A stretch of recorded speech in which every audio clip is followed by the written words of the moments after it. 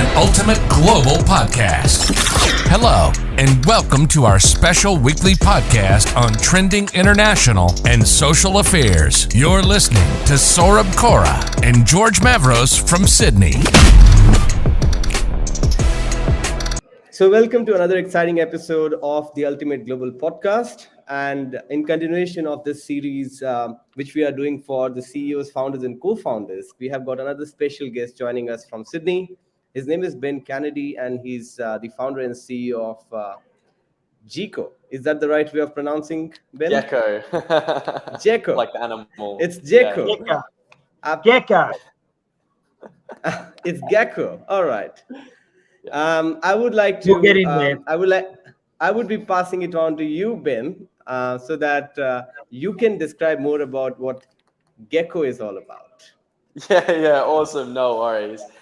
So Gecko is, if you're ever having an event and you need to hire speakers, lights, chairs, tables, you can rent it out from a rental business nearby. And we provide the rental business an instant booking system, a rental CRM, whilst making them up to 50% more profitable through upselling, cross-selling, and rebooking. That's interesting. So who are your customers in here? Yeah, so we've got two main customers because we're technically a marketplace. We're a B2C type SaaS-enabled marketplace. So our customers on the supply side are rental businesses, and they're our core customer base. But we also have people that are needing to obviously, rent out speakers, lights, chairs, tables. So that's the sort of consumer side of the business, and a lot of the customers of the rental businesses. So yeah. Right. And I assume that what I was checking, you started off in 2019. And you have got an aspiration to become a 1 billion business. And I assume that in order to become a 1 million business, you need to have a day-to-day routine that helps you achieve that target. So how does your day-to-day life look like as a CEO and founder? I asked this question to the LMS 365 CEO as well few weeks back. So the same question to you as well. Yeah, cool. It's funny that I put $1 billion because it's definitely higher than that now. We're aiming for the skies, trying to impact as many lives as we can. So I should probably change that over to 1 billion lives as opposed to $1 billion. In regards to, I guess, like the day-to-day of Gecko, look, there's no 2 days are the same. However, there's two, I guess, key elements to, I guess, what everyone does at Gecko. And that's either shipping product and speaking to customers. So we try and keep things as simple as possible at Gecko. And those are the two most important elements of the business, is shipping fast, making sure that you're getting things out within 2 weeks. Most things that we work on are shipped within 2 weeks from when the engineer starts working on it at the beginning of the sprint to the end. And then, of course, speaking to customers is really important, getting their feedback, being able to iterate on, the problems that they're facing and try and solve them for them. Yeah, I might want this question to George as well, because George, we were a part of the BNI session this morning, and you are in touch with a lot of founders.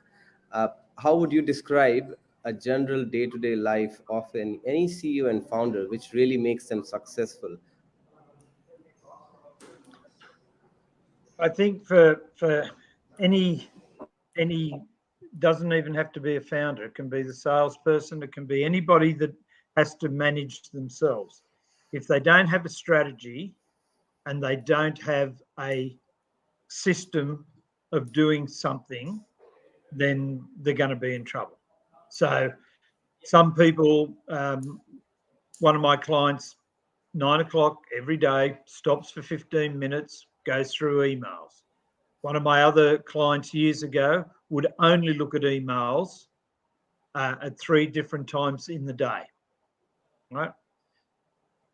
For me, every 3 days, I look at my desk and I prioritize things, because you never, if you're getting through everything that you plan to get through today, you're not busy enough. It's as simple as that. So So, but whatever it is, whatever the system, whatever the methodology, you must have a system, and you must get into a habit.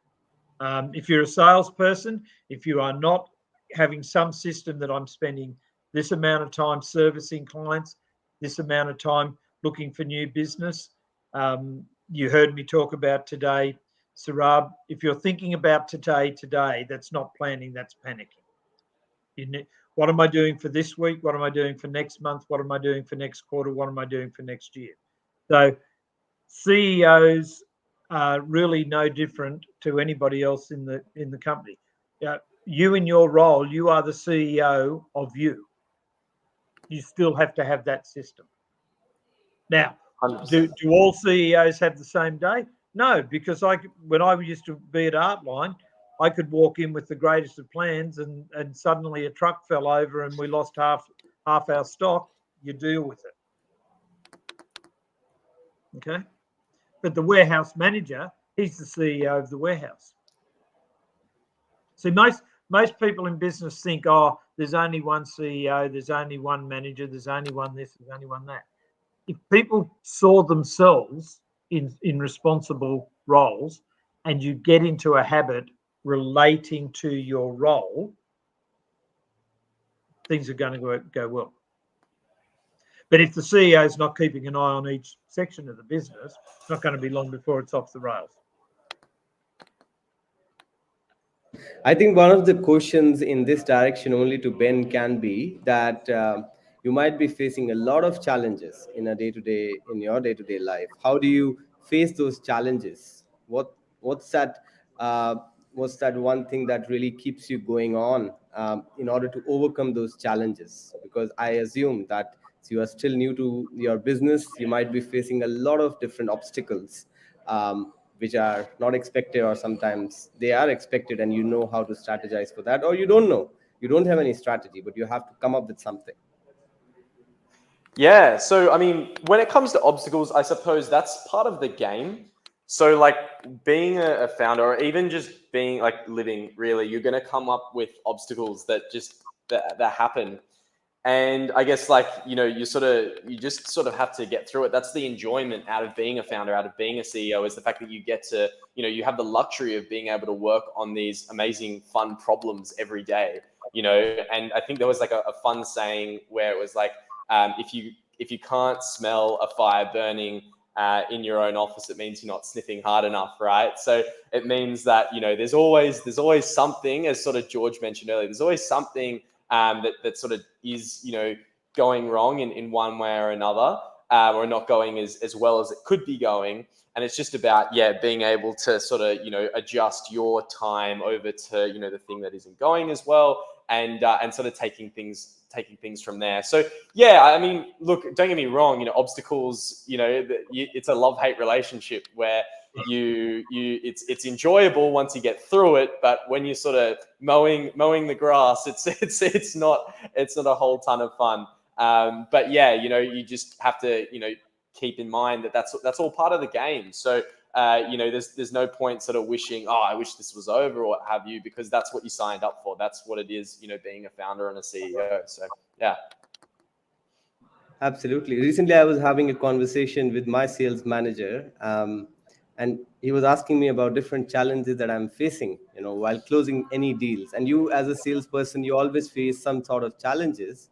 But I said that, there are obstacles, but I'm quite confident that I will be able to close a lot of those deals because I can smell the conversion in my backyard. So I was able to smell that conversion because you can hear what the customers are saying sometimes and what they are not saying as well, by what stage of buying they are at. We were having a podcast on Sunday, which was on mapping the customer journeys. I really feel that that's so important for any business. If you are able to correctly map that out, it makes your life so easy. Also, would love to understand from you, Ben, what kind of content you generally follow on different social media platforms. Is there some specific content, some specific people you follow on LinkedIn or other platforms which you would be advising to others, other CEOs or other people? Yeah. I just wanted to touch on what you just said in regards to customer journey mapping. We did that recently. I couldn't agree more. It's like it's this weird sense of enlightenment that you get to once you do customer journey mapping really well. So highly recommend doing that practice for any founder. So yeah, I guess in regards to content, I'm on Twitter a fair bit, actually. So I seem to follow a lot of people that are in, I guess, the tech ecosystem, particularly over in the US. So I went over to the US for 3 months earlier this year, and made a lot of friends. And also there are a lot of people that I look up to in the tech scene, like Ryan Hoover from Product Hunt is a great example. Lenny Rachitsky from Lenny's newsletter, who used to work for Airbnb. People that provide really awesome content on Twitter have been really awesome. So yeah, that's one part. There's a few podcasts I love to follow. How I Built This by Guy Raz. He's an excellent storyteller. And I suppose I also like certain CEOs. So I know like Melanie Perkins from Canva is a great example. Matt Barry from freelancer.com. Paul Graham from Y Combinator. Pretty much every Y Combinator video, to be honest, is exceptional. And I recommend that to every founder I speak to that's, a few steps behind myself. So yeah, I'd say that's definitely the best content, I suppose, that I consume, is just all through that. And then, once you watch a video that you really like from YC, then, going and following that person on Twitter is quite good fun. So yeah. Yeah, I would also like to add something to that question, adding another layer to that. Other than the content, do you also engage in certain activities which helps you to boost your business? Now, those activities can be attending networking events like the BNI event, or just going out to socialize with people to understand what they are doing and building that relationship that might help you to gain more connections. Or it can be running a podcast, which kind of builds a good brand name for your business, helps you to market your brand in that market. So how do you engage in those kind of activities? Yeah, it's a really interesting question. So, I mean, in 30 minutes, I'm about to head over to a community called Early Work. So Early Work is essentially a community for people who are based in Australia to be, get into the tech scene. So yeah, no, that's definitely something that I love to go to, socializing with obviously like VCs and other founders, which has been, really helpful. I suppose I've built up my own network over a bit of time. Just, as I said, connecting with people on Twitter or LinkedIn, shooting messages if I believe that, something, if they could help me with a problem that I'm facing at the moment. That's another thing. When it comes to, I guess, getting customers, to be honest, I usually just cold call and ask for advice. In fact, I did that today with a certain rental business, and sort of found out that there was a huge unlock for the delivery component of our business. So, I mean, that's, I'm not really afraid to sort of speak to anyone and everyone. And I think that that's a reasonably good mindset to have, depending on who you are, I suppose. Yeah, I think that it's getting really popular, the concept of social selling, when you're trying to just meet people and get that layer of influence. I could experience that today in the morning, George, when I attended that event from BNI, and I think I messaged you as well. That was so great to see that just, having like-minded individuals in one group can gain so much of business. And not only a business, I thought it was like a family get Yes. together where family members are meeting each other and they're also trying to talk about their business. Yeah, and I guess what you, which I was very moved by, what you saw today was a whole bunch of business people who only have 50 seconds to promote their business, yet there was 4 or 5 of those people that spoke about the Ross Hutchison Foundation. So they were sacrificing their own selling, promoting time to help a charity within our chapter. And that comes from community. It comes from the what is a core fundamental of BNI, which is givers gain mentality. And so you see that happening And you see that a group of 24 people have generated $150,000 in not even a full month yet of referral business. It's, you're talking about a $2 million turnover. Absolutely, that's really amazing, and I would love to know the thoughts of Ben as well, because Ben is working with early work. I know there is another organization called StartMate, and StartMate is also a group of like-minded individuals in the startup space in Australia and New Zealand. I see that there is a great chance for startup founders to kind of get good referrals through that kind of community as well, isn't it? Yeah, that's an interesting one. I think, to be honest, I can't really comment through StartMate as I haven't been through myself. But I think it is good to be around like-minded individuals for sure. I think it's also important to really make sure that you're getting your money's worth out of a certain program as well. So if you're giving up equity in your business, you want to make sure that you're actually getting something out of it. So, programs like Y Combinator, like StartMate, can be very valuable. They can also not be very valuable depending on who you are, what your business is. So I would, err on the side of caution and at least do a fair bit of due diligence for any founder or CEO that's looking to give away equity in their business to really understand whether it would be worth it or not. Oh yeah, absolutely. You need to understand that that event is generating some sort of value for you. I've always believed in this fact that even if you are just meeting some person in any event, even if they are not generating any value for you, um, it doesn't matter, because you are still building a good relationship with that individual. Because you never know, that individual might be able to refer you to three more people after 2 to 3 years. Also would love to understand from you, Ben, with regards to productivity. So how do you make sure that your days are productive, and the actions that you are taking are delivering the right results for you?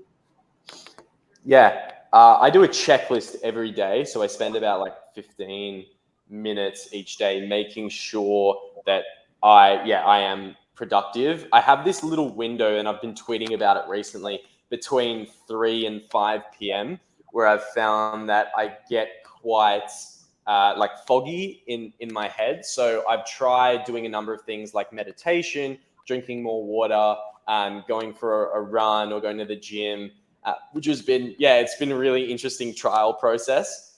I found today I did meditation. It works very well for me personally when you do like a guided meditation, because if I'm just sitting in silence, usually it doesn't. I'm not too good at doing that. My mind just runs. But if I have a guided meditation, usually that helps me, which is quite good. But I think the checklist is really important because you're going into your day with a purpose. And I think that if you are able to take 10-15 minutes just to take a step back, think about what are your, as George was mentioning earlier, about, your longer term goals, your medium term goals, your shorter term goals, and is, my day contributing to those goals? So that's a big part of, I suppose, what I do each day that I think, is really helpful and makes my life more productive. Yeah. And I think, George, one of the things that we can link directly to what we saw earlier today in the morning is the fact that every week, attending such an event at 6:30 a.m., it's also incredible. And it shows that you're committed towards your business, you're committed towards what you want to achieve. And that kind of also adds to your daily actions, that you're taking the right step in every direction on every single day, isn't it? Yeah. I'll come back to that point in a minute, because I can't help myself, Ben. You're saying that there's a certain time in the day that you're finding you've got that foggy period. But what's happening for the hour or two before that time? Yeah, usually I will eat lunch. To be honest, I've heard some things into fasting actually, but not quite ready for that leap yet. So usually what I find with people that are doing that sort of thing you're at the computer, or you're doing the business plan, or you're doing whatever it is. If you haven't read up, you should go and find some material on right brain, left brain.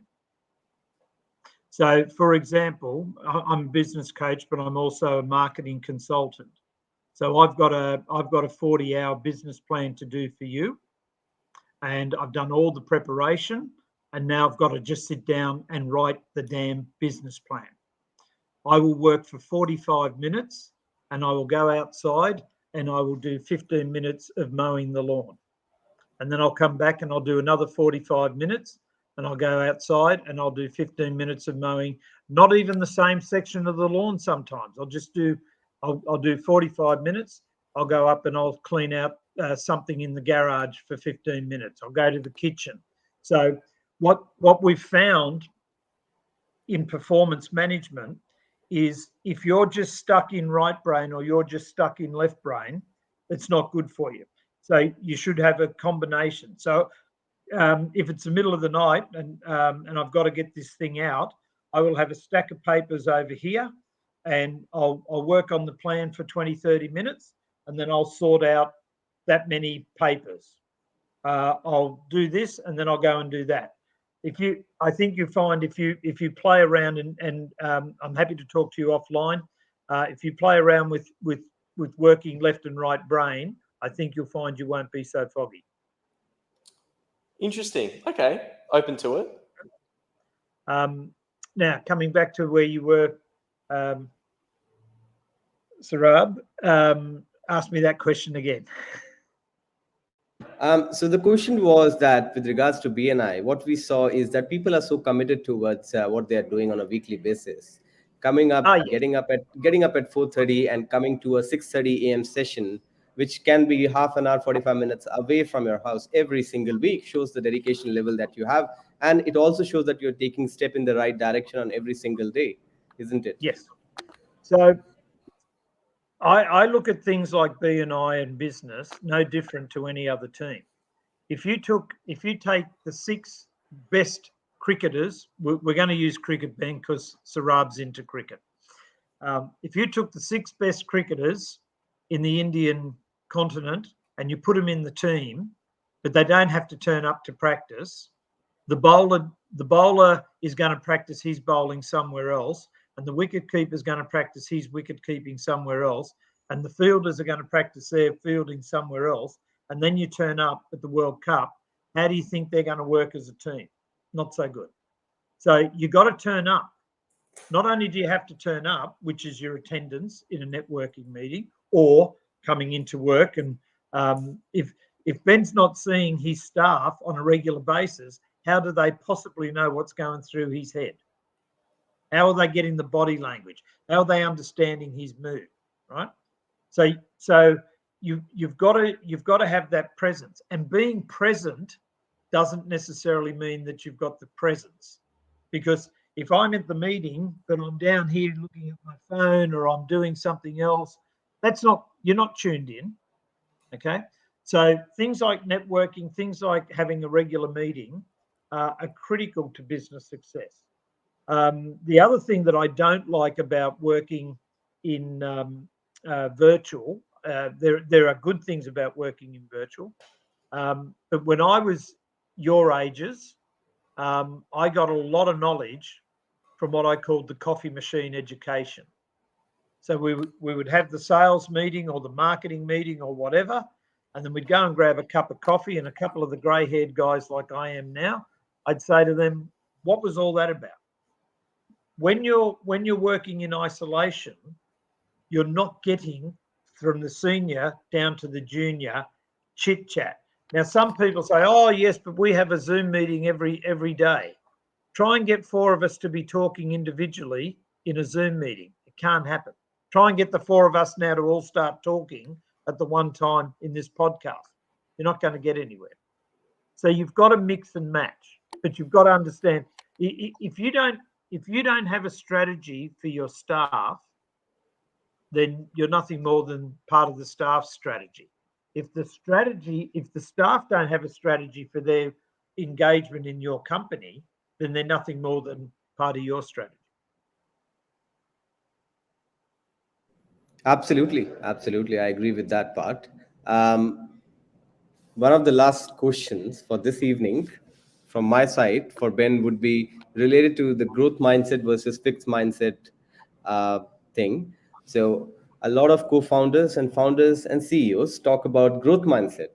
What are your thoughts on having a growth mindset on this concept of learning forever? I'm a complete believer. George is a complete believer of that. Would love to know your thoughts on the concept of growth mindset, Ben.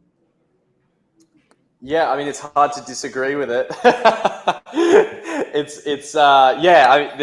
I don't really see many arguments against a growth mindset. I mean, having the humility to always be learning is of course important, because otherwise the knowledge you have becomes rigid and stale in a constantly evolving world. So yeah, it's absolutely important. You Yep. might want to ask Kodak, Sarab, whether a growth mindset would improve a company's outcomes in life. And if you don't Yes. know, Kodak was the first one that came up with digital cameras, but didn't really think that they needed to go, we've still got a whole lot of film, and oops, shut the door on the way out, guys. Yeah. That's Yeah. Well, true. I mean, That's just true. to add on that, I mean, something that we do at Gecko is we actually have a thing in our Slack or Discord. We actually use Discord, not Slack, called Things to Help You Grow. So whenever someone finds a really good resource where they learn something, we had something recently by Reforge, which is a really great community for getting that growth mindset, and getting whether you want to get from 0 to 1, 1 to 10, 10 to 100, 100 to 1,000, Yep. et cetera, which has been really helpful for the whole team, because we always have learning goals and things that we want to get better at, and that's definitely a requirement for working at Gecko, is to have that growth mindset, because you need to be learning all the time, otherwise the company will outgrow you, and once the company outgrows you, then there's no point you working for the company anymore. Absolutely, learning all the time. That's the value proposition of the product that I sell, LMS 365. We want to learn all the time, and that's why we want to invest in our employees, and that's why we want to invest in the training that we deliver to the employees. But thank you so much, Ben. Really appreciate your time. I know that you might have some other meetings as well after this, but I really appreciate you spending half an hour with us, and you really raised some valuable points in this discussion. Any comments from your side? Oh, thank you so much for having me, guys. Really grateful.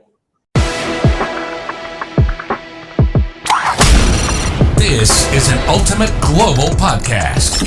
Hello, and welcome to our special weekly podcast on trending international and social affairs. You're listening to Saurabh Kora and George Mavros from Sydney.